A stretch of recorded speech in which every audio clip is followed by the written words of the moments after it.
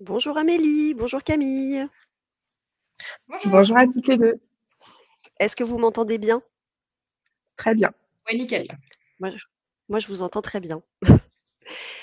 Bienvenue à tous, bienvenue à notre conférence en ligne dédiée à la province de l'Alberta au Canada. Je suis Julie, responsable communication, et je suis ravie de vous guider à travers cette aventure immersive. Et aujourd'hui, je suis accompagnée d'Amélie, Camille et Valentine. Alors Amélie, c'est la représentante de l'Office de tourisme de la province de l'Alberta en France. Camille est conseillère experte Canada chez Cercle des Voyages et Valentine est chargée de communication événementielle. Vous ne la voyez pas car elle œuvre dans l'ombre. Elle est là pour répondre à toutes vos questions techniques éventuelles lors de ce webinaire et elle est disponible sur le chat qui se trouve en bas à droite de votre écran. D'ailleurs, je vous salue tous et je vois vos petits messages sur le chat et je vous souhaite la bienvenue. Alors voici le programme du jour. Donc nous allons commencer ce webinaire par une courte présentation de l'agence Cercle des Voyages. Puis Amélie nous emmènera à la découverte de l'Alberta. Ensuite, Camille nous fera découvrir les hébergements et les activités à ne pas manquer dans cette belle province canadienne, ainsi que tous les itinéraires à réaliser. Enfin, nous terminerons par un petit temps de questions-réponses et pour cela, je vous invite à poser toutes vos questions dans l'onglet dédié qui se trouve en bas à droite de votre écran. Vous pouvez bien évidemment également les poser dans le chat, il n'y a aucun souci. Alors avant de plonger à la découverte des merveilles de l'Alberta, j'aimerais vous parler rapidement de l'agence Cercle des Voyages et de notre ADN. Cela fait maintenant plus de 25 ans que nous avons le privilège de faire voyager nos clients aux 4 coins du monde, à travers plus de 90 pays. Et ce qui nous différencie, c'est vraiment l'humain. C'est notre équipe de conseillers passionnés. Vous le verrez quand Camille prendra la parole. Ils sont tous experts des destinations qu'ils connaissent comme leur poche. Et notre agence est une véritable communauté de voyageurs passionnés qui partagent la même vision, celle du vrai voyage. Alors qu'est-ce que c'est le vrai voyage pour nous? C'est vraiment le voyage qui transporte, celui qui vous émeut profondément. Et nous imaginons chacun de nos voyages comme une aventure unique que vous créez en binôme avec votre conseiller. Ils partagent avec vous leurs connaissances, leurs secrets bien gardés, mais aussi leurs adresses incontournables pour faire de votre voyage une expérience inoubliable. De plus, en tant que membre Cercle des Voyages, vous avez accès à une conciergerie qui est disponible 24 heures sur 24 et 7 jours sur 7 pour répondre à toutes vos questions et besoins, que ce soit avant, pendant ou bien après votre voyage. Et bien évidemment, votre conseiller personnel est toujours joignable sur sa ligne directe pour une prise en charge totale. Voilà, j'ai fini ma petite présentation. Maintenant, place à l'aventure. Je vous souhaite à tous un bon voyage et Amélie, je te laisse la parole. Merci beaucoup. Alors merci de me recevoir, merci à l'équipe de Cercle de Voyage de me recevoir pour cette présentation. Je sais que certains d'entre vous ont certainement dû assister à la présentation de Maryse Normando il y a quelques semaines sur l'ouest du Canada. Donc j'espère que l'information ne va pas être trop redondante, mais mon objectif c'est vraiment de vous inviter à découvrir l'Alberta avec moi. Donc sans plus tarder, on y va. Voilà, c'est parfait. Alors, premièrement, où se situe l'Alberta? Petit rappel, alors elle est visualisée en rouge sur ma carte. Elle se trouve à l'ouest de la province du Saskatchewan, à l'ouest de la Colombie-Britannique, pardon, à l'est de la Saskatchewan, au sud des territoires du Nord-Ouest et au nord de l'État des États-Unis du Montana. Alors, en termes de superficie, l'Alberta, elle fait 661 000 km². Pour vous donner un ordre de grandeur, ça correspond à la superficie de la France, de la Suisse, de la Belgique et des Pays-Bas combinés. Donc, c'est un des éléments à prendre en considération quand on envoie des voyageurs en Alberta, c'est que les distances sont assez grandes. Les deux villes principales sont Calgary et Edmonton. La ville de Calgary, c'est vraiment le point d'entrée principal en Alberta et vous pouvez désormais y accéder facilement et directement grâce au vol Paris-Calgary qui se fait en moins de 9 heures avec la compagnie WestJet. Alors l'Alberta, c'est 6 écosystèmes différents. Vous avez les prairies, la région des parcs, les collines, les montagnes, les forêts boréales et une toute petite portion au nord de la province qui s'appelle le Bouclier, qui est en fait une couche terrestre où on extrait les minéraux. Je vous parle des 6 écosystèmes différents parce que chacun de ces écosystèmes ont leur propre biodiversité, donc leur propre faune, leur flore également, et ça vous donne une perspective vraiment différente de différents paysages au sein de l'Alberta. On a un décalage horaire de 8 heures, et je vous emmène dans la porte d'entrée de l'Alberta à Calgary. Alors Calgary, c'est une ville qui est située de façon assez spectaculaire entre les prairies et les sommets des montagnes. C'est une ville où là on rencontre, c'est vraiment une rencontre entre le monde urbain et moderne et la richesse naturelle et authentique d'un passé qui est très riche en traditions. C'est la ville la plus ensoleillée du Canada, avec 333 jours d'ensoleillement par an, et avec ses plus de 1 million d'habitants, Calgary est la troisième plus grande ville du Canada. C'est un lieu débordant d'énergie, et ce, à chaque saison. Comptez des températures hivernales entre moins 12 et 0 degrés en hiver. Donc, c'est un climat qui est un peu plus tempéré que les autres provinces du Canada. Alors, le centre-ville de Calgary, il a tout pour plaire. Il y a des restaurants réputés, des spectacles, des galeries, des musées, des festivals, des boutiques et des icônes architecturales comme la tour de Calgary que vous voyez sur la photo à gauche. Il est facile de planifier un voyage complet autour de toutes les choses à voir et à faire en plein cœur de la ville, notamment le long de Stephen Avenue, sur la droite sur la photo, qui est l'endroit préféré des accros du shopping. Alors, je vous suggère d'aller monter dans cette tour, la Calgary Tower, en haut de 191 mètres d'altitude, oui, de découvrir le stade Scotiabank Saddledome pendant le match de l'équipe de hockey des Flames de Calgary. Je vous garantis une ambiance de feu. Pour les passionnés de musées, d'aller faire un tour au plus grand musée de l'Ouest canadien, le Glenbow Museum, à la découverte de l'histoire des peuples autochtones de l'Alberta, ou encore de flâner dans les rues de la ville pour observer les surprises architecturales telles que la Wonderland Sculpture ou alors encore le Peace Bridge que vous voyez sur la photo qui enjambe la rivière Bow. Calgary, et comme de nombreuses villes canadiennes, possède de nombreux espaces verts et des quartiers singuliers à découvrir. Je vous suggère d'aller visiter Chinatown dans le Dragon City Mall, ou encore de visiter le quartier Kensington, qui est le spot des artistes de la ville pour une pause déjeuner, ou encore de dénicher le parfait cadeau de Noël à Inglewood, qui est l'un des plus anciens quartiers historiques de Calgary, qui accueille une abondance de boutiques et de restaurants. Enfin, il faut savoir que Calgary est une ville résolument sportive. Si elle affiche avec fierté les traces du passage des Jeux Olympiques de 1988, j'imagine que tout le monde s'en souvient ou presque, mais la flamme continue de briller dans le cœur des Calgariens qui peuvent profiter des installations au Winsport Canada Olympic Park, qui est un parc ouvert toute l'année et qui propose de nombreuses activités, incluant le ski, le snowboard, le vélo de montagne, et pour les plus intrépides, vous pouvez même essayer le bobsleigh. Alors, à l'instar de la Team Rocket, pour ceux qui ont la ref, je vous suggère d'être accompagné d'un professionnel et de vous élancer à plus de 100 km/h dans cette piste d'1 km 500 de pure adrénaline. Pour finir, si la ville accueille le plus grand festival de rodéo en été, à savoir le Stampede de Calgary, elle n'est pas en reste pendant la période hivernale. En effet, de nombreux festivals vous attendent, tels que le Big Winter Classic, qui est un festival de 5 jours qui allie art, musique, festival d'humour, et quelques microbrasseries locales, parce que danser à l'extérieur sous moins 15 degrés n'effraie certainement pas les Calgariens. Maintenant, pour les plus frileux d'entre nous, ou alors les plus gourmands, la ville célèbre chaque février le Hot Chocolate Fest, qui invite tous les restaurants de la ville à présenter leur meilleur chocolat chaud. Je vous emmène maintenant à Banff, à 1h30 de Calgary. Banff, c'est une station de ski les plus connues et les plus reconnues du Canada. Comptez des températures plus entre moins 15, moins 20, tout dépendamment du temps de l'année auquel vous y allez. C'est un village perché à 1400 mètres d'altitude et qui se trouve en plein cœur du parc national de Banff. Ce village vous offre hébergement, bars, restaurants, boutiques et activités à foison.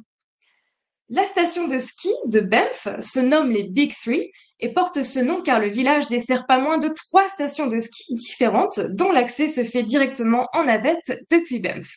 Alors vous retrouverez de gauche à droite Banff Sunshine Village, Banff Lake Louise et le Mount Norquay. Le domaine skiable comprend 200 km de pistes, dont 356 pistes balisées et 28 remontées mécaniques. Pour les amateurs de glisse, nous comptons un dénivelé de 571 mètres avec un point culminant à 2730 mètres d'altitude à Banff Sunshine. Alors, je mentionnais les multiples activités qui vous attendent dans cette station et vous n'allez clairement pas être déçus. Alors, ski de fond, ski hors piste, ski alpin, enfin, vous l'aurez compris, tous les types de ski possibles et inimaginables, mais c'est aussi des balades en traîneau à chien dans les forêts, du patin à glace sur les lacs gelés, une escapade en raquette de nuit ou encore l'escalade sur les chutes d'eau gelée ou encore une petite journée détente dans les sources d'eau chaude qui vous attendent dans la région de Banff. De quoi convenir à tout type de voyageurs. Enfin, dernière chose à savoir, c'est que Banff définit le point de départ de la route des glaciers.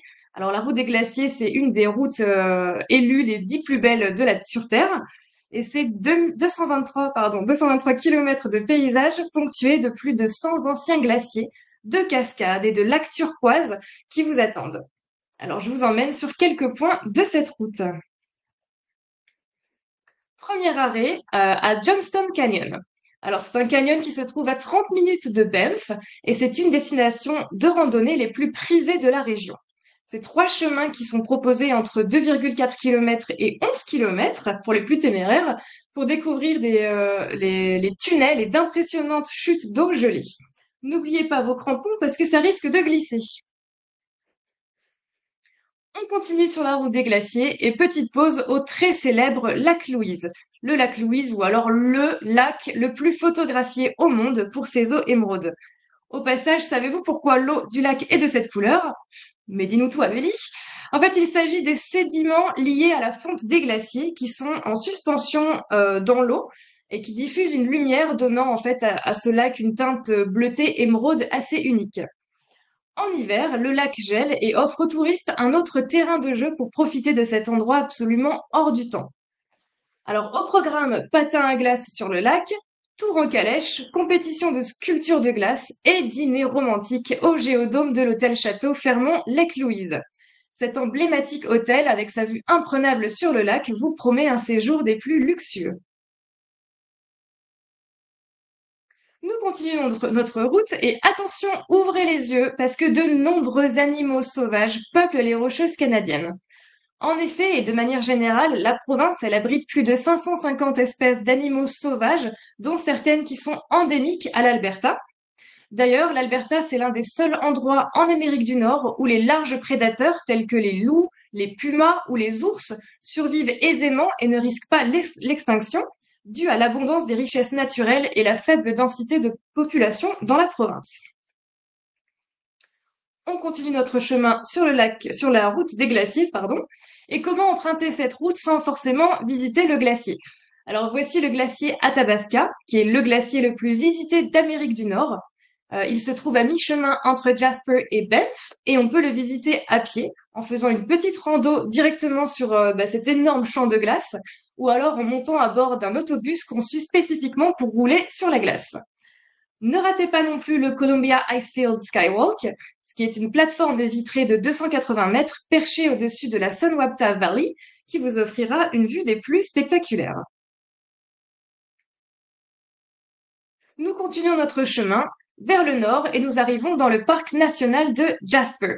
Alors, peu importe l'aventure hivernale que vous recherchez, il y a de fortes chances que vous la trouviez dans cette région.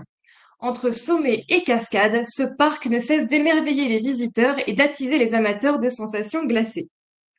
On continue un peu plus loin dans le parc et on arrive dans la ville de Jasper. Cette ville se trouve à 4h30 de Calgary et 4 heures d'Edmonton. C'est une toute petite ville à la beauté brute et sauvage. Elle est en forme de J et elle suit les contours de la rivière Athabasca. À Jasper vivent moins de 5000 habitants qui partagent leur quotidien avec les nombreux animaux sauvages qui arpentent parfois les rues de la ville. À Jasper, on retrouve également une station de ski très connue qui s'appelle Marmot Basin. Elle se situe à 25 minutes de route de Jasper. Elle a 91 km de piste et c'est la station canadienne la plus haute en altitude. Elle est située à 2612 mètres et propose un dénivelé de 914 mètres. Ça fait un sacré touchou sans ski, ça. Mais il n'y a pas que ça à faire. Dans la région de Jasper, il y a aussi une multitude de découvertes et d'activités dans la région. Par exemple, je vous suggère d'aller faire une balade de 5 km dans les profondeurs du Maline Canyon, ou alors encore de vous initier au fat bike sur les lacs gelés, ou de percer les mystères des bulles du lac Abraham. Alors, comme Jasper est situé un peu plus au nord, c'est vraiment le spot idéal pour observer les aurores boréales. Alors attention, je le dis tout de suite, il n'y a aucune garantie de les voir parce qu'il s'agit d'un phénomène naturel et qu'on ne peut pas les prédire. Cependant, vous pouvez tout de même visiter le planétarium de Jasper dans la plus grande réserve étoilée accessible au monde. Alors les réserves de ciel étoilé, qu'on appelle aussi Dark Sky Preserve, ce sont des endroits privilégiés sans pollution visuelle pour préserver les espèces animales et améliorer l'observation de la nuit. Il y en a 6 en Alberta, mais celle de Jasper met à disposition le plus grand télescope des Rocheuses pour vous mettre des étoiles plein les yeux. Nous partons désormais vers la dernière étape de notre visite de l'Alberta. Il s'agit de la capitale, la ville d'Edmonton. Alors Edmonton, elle se situe à 3 heures de Calgary et elle a le plus grand quartier des sports et de divertissement de tout le Canada. Elle a également l'un des plus grands centres commerciaux au monde. Ce qu'on peut dire, c'est que la capitale aime faire les choses en grand. Et pour vous donner un ordre d'idée, quand je mentionne le plus grand centre commercial du monde, c'est plus de 900 magasins, 132 restaurants, un parc d'amusement et une piscine géante en son cœur. Alors, parmi les endroits à visiter à Edmonton, je vous conseille le Royal Alberta Museum, qui est le musée d'art naturel, mais aussi le Edmonton Ice Castle, que vous voyez à gauche sur la photo, qui donne une certaine sensation d'être entré dans le monde de Narnia, ou encore le Fort Edmonton Park, qui est un parc historique à l'architecture reconstituée fin 19e et début 20e. C'est une super activité pour les petits et les grands. Enfin, la capitale est connue pour être une des villes les plus festives de tout le Canada, et ce, avec plus de 50 événements organisés sur l'année. Donc, je vous donne rendez-vous au Deep Freeze, un festival d'hiver byzantin qui se passe à la fin du mois de janvier. Vous pourrez explorer le folklore des peuples autochtones inuits et métis, ainsi que les cultures françaises et ukrainiennes qui ont coloré cette région très dynamique. Concerts, danses et cuisine ukrainienne sont au rendez-vous et une compétition de sculpture sur glace également. Un autre exemple de festival très connu dans la région, il s'agit du Flying Canoë volant. Alors c'est un mélange de légendes entre Canadiens français et les peuples autochtones. Découvrez les œuvres lumineuses d'artistes locaux, leurs nombreuses scènes musicales qui met en scène des DJ locaux et nationaux, et bien entendu la course de canoë-vélo, où vous pourrez observer les participants défiler les pentes de ski en canoë, couper des bûches et lancer des haches. La vraie expérience canadienne assurée. Enfin, dernier arrêt à Métis Crossing, à 1h20 de la capitale. Alors, Métis Crossing, c'est la première grande destination culturelle des peuples métis de l'Alberta. Créée comme un lieu permettant aux peuples métis de partager leur culture avec les touristes, vous pourrez vivre des expériences humaines au cours d'échanges avec les peuples autochtones, explorer l'artisanat dans la découverte des méthodes de tissage ou de perlage, ou encore vivre des expériences en plein cœur de la nature telles que l'observation de la faune, dont l'accès à l'enclos des bisons blancs. Métis Crossing offre également une variété d'hébergements adaptés aux besoins des visiteurs, notamment des pavillons boutiques, des modules d'observation du ciel, du camping, du glamping et des tentes de trappeurs. Donc voilà, j'ai fait un rapide aperçu de l'Alberta. Quelques éléments à retenir de cette présentation, c'est que l'Alberta, on la sélectionne pour ses grands espaces. En effet, elle a une très grande superficie et des écosystèmes qui sont variés, ce qui offre une nature authentique et à l'état sauvage. Elle regorge de sites plus exceptionnels les uns que les autres, entre chaînes de montagnes, canyons, lacs, chutes d'eau, on en a vu quelques-unes dans la présentation.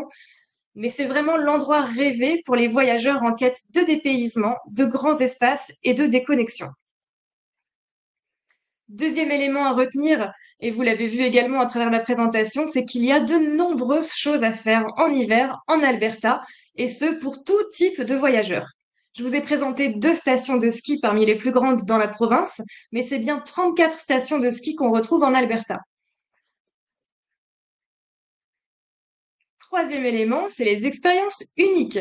Alors, par l'observation de la faune sauvage, par la découverte d'endroits authentiques, ou dans les initiations aux activités hivernales et parfois insolites, l'Alberta, c'est pas seulement une destination pour alimenter son feed Instagram. On parle beaucoup en ce moment de slow tourisme ou de tourisme régénératif. Et cette destination, elle s'intègre totalement dans ce cadre, car c'est bel et bien une expérience qui se vit, qui se ressent, qui se partage, et ce, dès votre premier pas dans la province. Enfin, un héritage autochtone.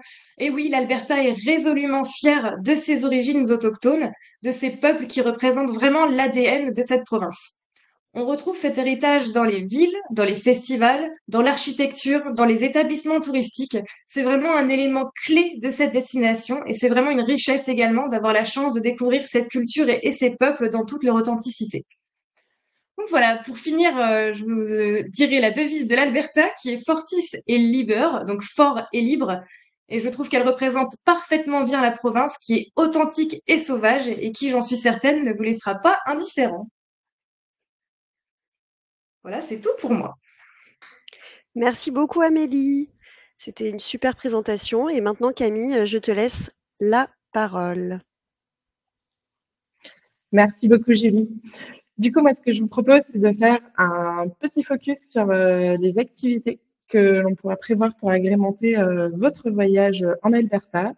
C'est vrai que quand on pense à l'hiver au Canada en général, on pense tout de suite aux températures négatives qui battent des records, au fait qu'on serait mieux à l'intérieur chez soi. Mais détrompez-vous, les Canadiens ne s'arrêtent vraiment pas de vivre en hiver, bien au contraire.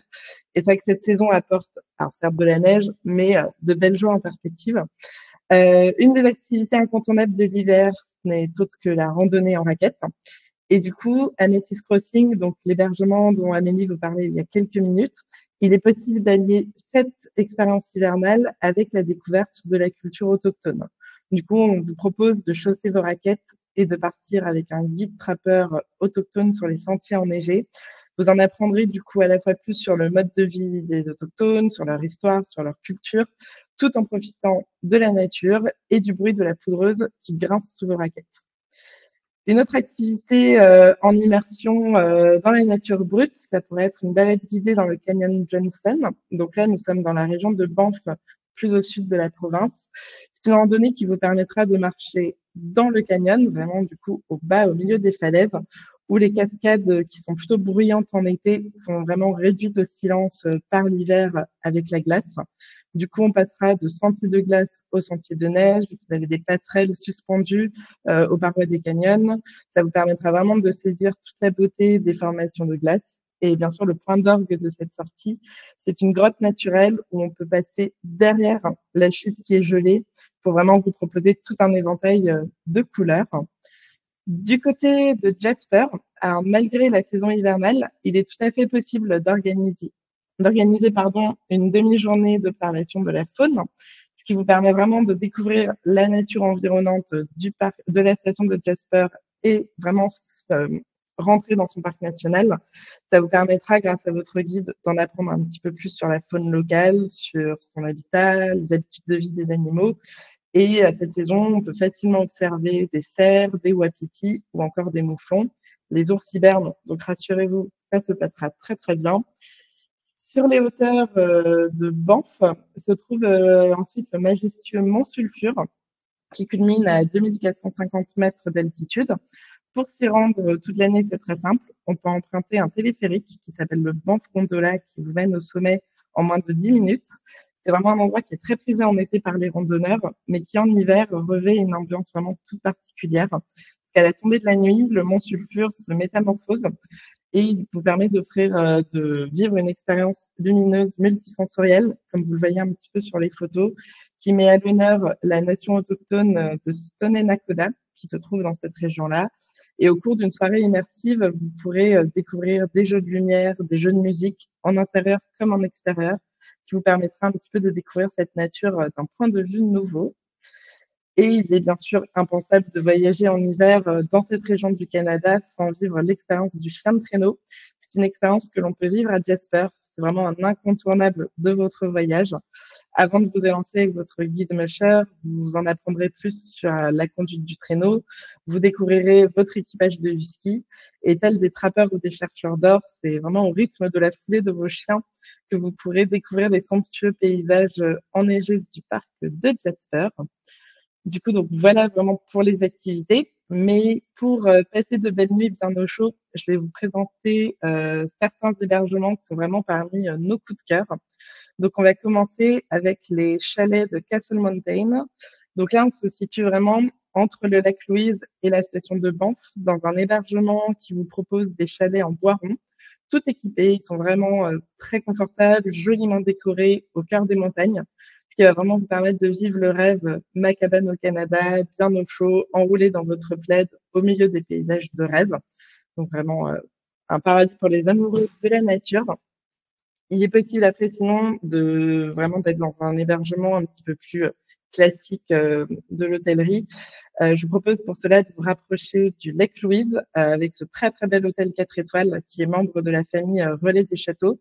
Donc là, on est vraiment dans un hébergement qui est niché dans la vallée de la Bow River avec les Rocheuses canadiennes en toile de fond. C'est vraiment un des emplacements les plus spectaculaires pour un hébergement dans les Rocheuses. Donc vous êtes au cœur du parc national de Banff qui est, pour le mentionner, classé au patrimoine mondial. Vous serez vraiment au milieu d'une nature préservée, au milieu de paysages sauvages et d'une faune abondante, ce qui vous permet la journée d'aller skier dans un cadre extraordinaire et le soir de loger dans une suite spacieuse avec quelques bûches dans la cheminée, un spa, une très belle table primée, l'une des plus belles caves du Canada au passage. J'ai envie de vous dire, what else?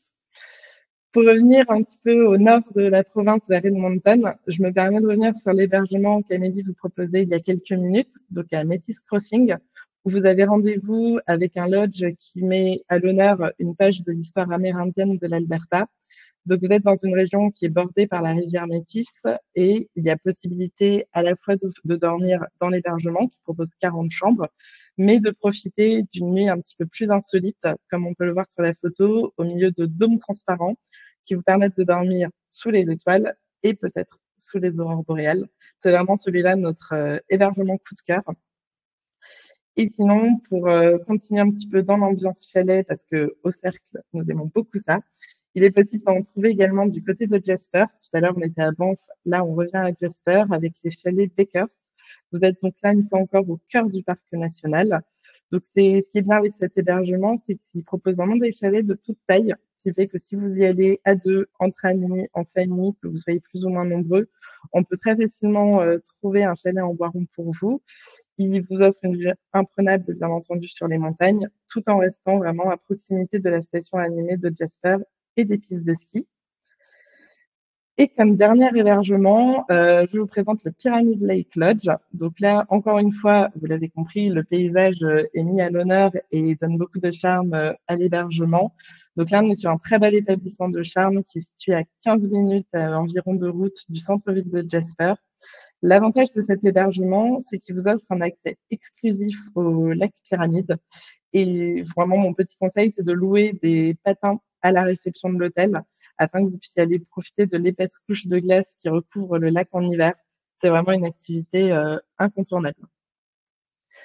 Du coup, concrètement, comment mixer un petit peu tout ça et comment organiser un itinéraire en Alberta en hiver. Donc, je vais vous proposer 2 itinéraires desquels on peut s'inspirer pour créer votre prochain voyage en Alberta, sachant que bien entendu, on s'adapte à vos souhaits, parce que c'est ça aussi la beauté du sur-mesure. Donc, pour un premier itinéraire, donc nous, on va appeler Hiver dans les Rocheuses. C'est une inspiration de programme qui dure 8 jours, 6 nuits. Elle est vraiment idéale pour les voyageurs qui souhaitent à la fois profiter des activités hivernales et rayonner, on va appeler ça rayonner en étoiles depuis un même hébergement. C'est vraiment un programme qui s'adapte très bien aux familles avec l'avantage de ne pas avoir à refaire vos valises tous les matins et tous les soirs. Donc vraiment un rythme assez tranquille. Donc Calgary sera votre porte d'entrée pour ce voyage. Vous allez récupérer votre véhicule de location à l'aéroport et prendre la route jusqu'à Banff dans les Rocheuses. Vous avez à peu près 1h30 de route, comme vous le disiez Amélie tout à l'heure. Et Banff sera vraiment, on va dire, votre camp de base. C'est une station qui est vraiment très animée en hiver comme en été. La journée, on peut profiter des activités hivernales, typiques et le soir, profiter de l'animation du village pour vous détendre. Du coup, on peut par exemple profiter d'une journée pour aller faire une balade guidée dans le canyon Johnston, dont je vous parlais tout à l'heure. On peut profiter d'une journée libre pour vous rendre au Lake Louise, qui est situé à 40 minutes de route, vu qu'il est vraiment gelé en hiver et vous avez la possibilité d'y louer des patins, pardon. Et l'après-midi, partir avec un guide, faire une sortie d'observation de la faune et de la flore locale. Sachant que si certains d'entre vous se sentent l'âme d'un trappeur, je ne peux vraiment que vous conseiller de partir randonner en raquette du côté de Marble Canyon dans le parc de Kootenay. C'est un parcours assez simple, ce qui vous permet de profiter de super points de vue sur les montagnes avec, encore une fois, vraiment le bruit des raquettes dans la poudreuse. Et puis bon, qui dit voyage en hiver, dit activité d'after-ski, ce qui est vraiment un incontournable dans le village de Banff, à savoir les baignades dans les sources d'eau chaude, profiter d'un spa nordique, des balades à cheval ou simplement vous retrouver en famille dans le confort de votre hébergement. Donc voilà vraiment pour un programme assez court, mais qui vous permet d'être dépaysé très rapidement et pour longtemps. Pour on va dire un voyage un petit peu plus long, qui peut se faire en hiver, mais également par exemple à l'automne, nous avons intitulé ce programme Les Rocheuses Insolites, car du coup, ça vous permettra de mixer les hébergements. On peut y avoir de l'hôtellerie traditionnelle, mais également des structures un petit peu plus atypiques, comme des tipis, des ranchs, et il serait sur une durée d'à peu près 15 jours, 13 nuits, vraiment au milieu des Rocheuses. Encore une fois, Calgary est votre porte d'entrée. C'est là que vous avez vraiment les vols les plus directs au départ de France. Et après, plutôt que de rejoindre Banff directement, je vous propose de faire un arrêt au milieu, dans le comté de Kananaskis, où là, vous êtes vraiment dans une région à l'ambiance typique du Far West. Il y a la possibilité de loger dans des tipis qui sont peints à la main, équipés de chauffage, rassurez-vous, avec un plancher de bois, le tout au pied des montagnes. Et cette région, qui est vraiment préservée du tourisme, vous offre plusieurs parcs provinciaux, dont celui de Peter Lougheed, qui est vraiment préservé des foules. Avec un peu de chance, vous aurez peut-être la possibilité d'observer un orignal en bordure de route ou en bordure de lac. Suite à ces 2 nuits, je vous propose de continuer vers Banff, qu'on ne présente plus à ce stade de la présentation, avant de rejoindre Jasper. Au milieu de la route, je vous suggère encore une fois un arrêt au Lake Louise, qui est vraiment mythique de la région, tout en empruntant la célèbre route des glaciers dont Amélie vous parlait tout à l'heure, qui est vraiment une des plus belles routes du monde et qui est vraiment une expérience en tant que telle qui occupera bien votre journée. Après toutes ces étapes qui sont bien connues du grand public, je vous suggère de partir découvrir 2 parcs qui sont encore une fois assez préservés. Vous avez le parc de Yeo et le parc de Kootenay. Alors pour ces étapes, je vous propose une petite incursion dans la province voisine, qui est la Colombie-Britannique, qui partage les Rocheuses avec l'Alberta. Et passer 2 nuits dans chacun des parcs, ce sont vraiment des belles journées de randonnée qui vous attendent.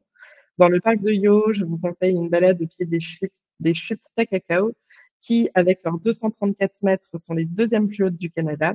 Mais d'autres sentiers vous permettront également de découvrir les paysages de l'arrière-pays avec des vues impressionnantes sur la vallée de Kicking Horse, sur le lac Emerald et sur les glaciers.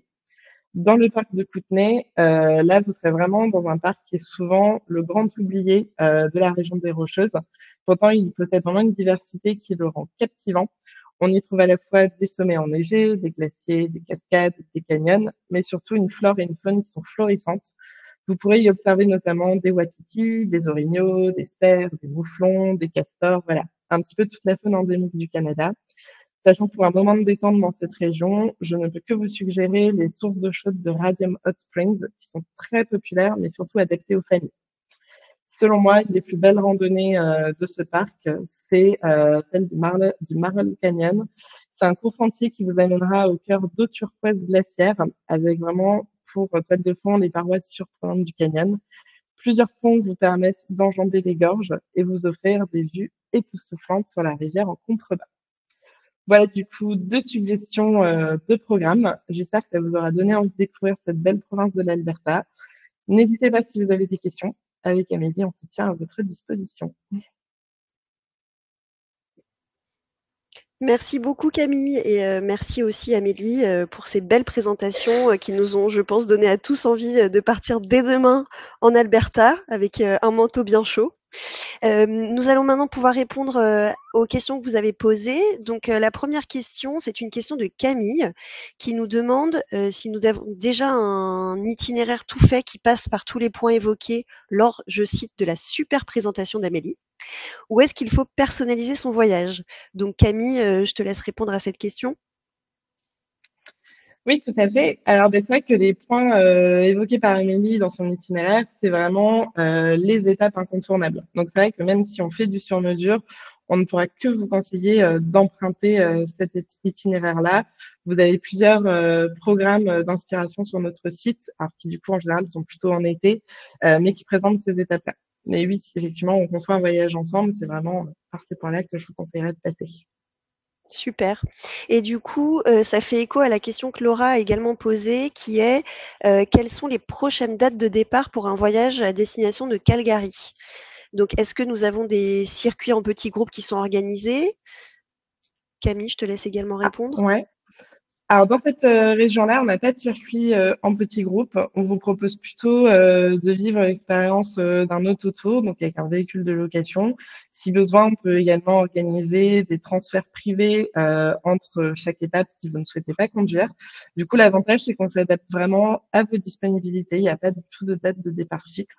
Donc, on peut faire en fonction soit de vos dates de congé s'ils sont déjà posés, soit en fonction de la saison, si vous souhaitez éviter les vacances scolaires, justement.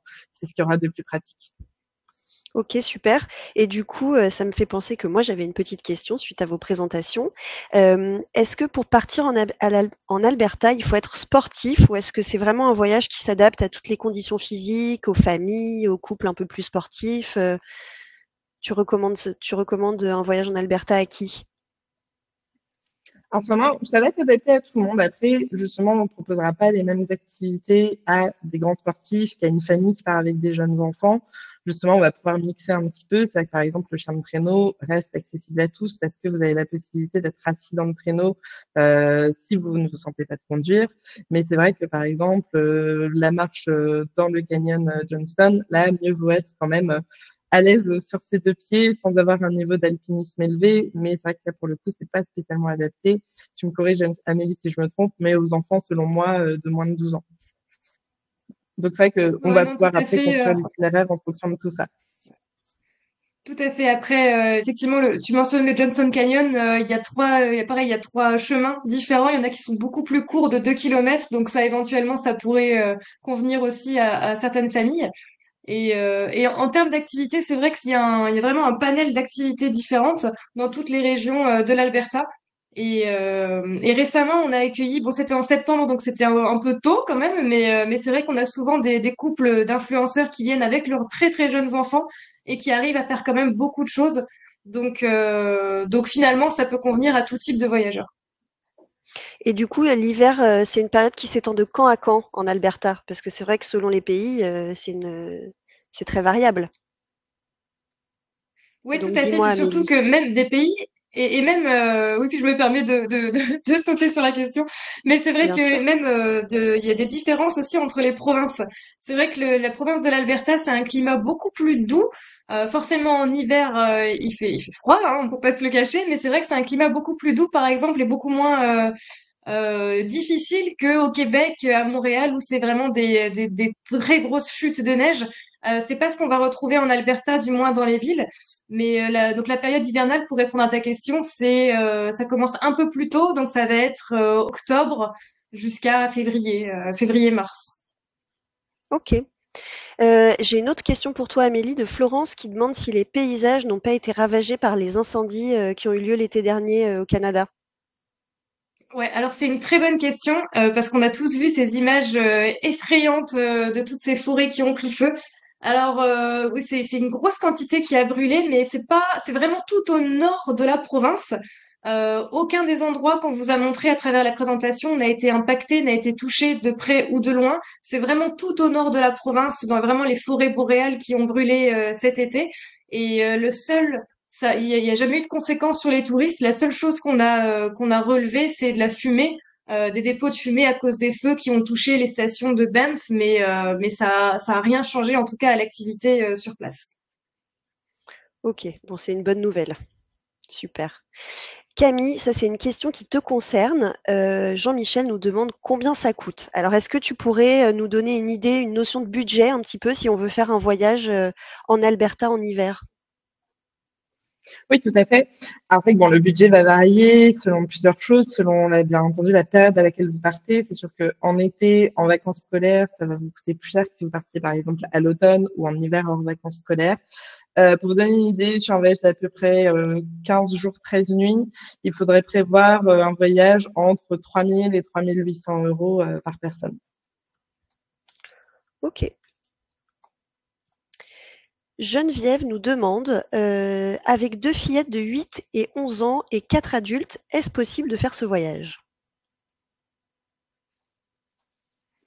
Oui, c'est vrai que à cet âge-là, les enfants, ce qui est bien, c'est qu'ils se rappelleront bien d'une part du voyage, ça leur fera des super souvenirs, ils sont vraiment conscients des expériences qu'ils sont en train de vivre. Et oui, ça reste vraiment tout à fait adapté. Sachant qu'après, en termes de rythme, on peut aussi supprimer certaines étapes. Si, par exemple, vous n'êtes pas trop ski, on peut enlever des journées qui auraient été consacrées au ski pour proposer d'autres activités. On va vraiment s'adapter au rythme de la famille. Le but étant que vous puissiez voir un maximum de choses sans courir et passer votre temps sur la route. Mais oui, ça reste très adapté aux familles, justement. Génial. Et du coup, ça fait un petit peu écho à une une question, pardon, que Camille a posée précédemment et que j'avais omise. Elle demandait, est-il possible de personnaliser le circuit, par exemple, pour enlever les passages aux stations de ski, mais passer par des endroits en lien avec les animaux, les parcs nationaux, par exemple, ou autres? Moi, tu as un peu déjà Ouais, répondu à cette question, mais absolument. Absolument. Mais sachant que de base, quand on vous proposera de loger dans des endroits où il y a les stations de ski, on n'inclura pas forcément les forfaits à l'avance. Donc, on peut tout à fait remplacer les journées là par une observation de la faune, par exemple. C'est tout à fait envisageable. génial. Amélie, une petite question importante qui a été posée par Laura. Elle est petite, mais elle est très importante quand même. Est-ce que la carte nationale d'identité française suffit pour voyager en Alberta? Alors, pas du tout. Non, pour voyager en Alberta, il vous faut un passeport valide et il faut surtout aussi l'AVE, qui est une autorisation de voyage électronique. Donc, c'est un petit formulaire qu'on peut faire en ligne. Quelques semaines quand même avant le départ, faut prévoyer un mois pour être sûr de l'avoir. Et c'est à l'instar de l'ESTA pour ceux qui sont déjà allés aux États-Unis, c'est le même principe. Donc, c'est un petit formulaire qu'on remplit en ligne qui vous autorise en fait de voyager au Canada. Ok, top. C'est une autorisation qui est facile et rapide à obtenir? Oui, elle est assez rapide. Faut compter moins d'une semaine pour l'avoir. C'est juste qu'il faut peut-être s'y prendre à l'avance parce parfois il y a des troubles en termes d'administratif côté canadien. Donc il vaut mieux prévoir un peu à l'avance. Ça coûte, je crois que ça coûte 7 dollars canadiens et c'est assez rapide. C'est facile à faire. Tout se fait en ligne. Et Ok, ah oui, aussi, une autre petite note importante, c'est qu'une fois que vous la faites, elle est directement reliée à votre passeport. Donc, vous n'avez pas besoin de présenter de documents à l'aéroport pour voyager. Une fois que vous l'avez faite et que vous avez reçu la réception et la confirmation de la VE, vous n'avez juste qu'à présenter votre passeport et eux, quand ils vont le scanner, ils vont voir directement l'AVE qui est associée à votre passeport. ok, bah, c'est parfait, c'est hyper Et bien organisé. surtout, je me permets de rajouter, elle est valable 5 ans aussi. Donc, ce qui fait que ça vous permet vraiment de la rentabiliser durant les 5 ans. Si vous retournez au Canada par la suite, il n'y aura pas besoin de la refaire sur cette durée-là. Génial.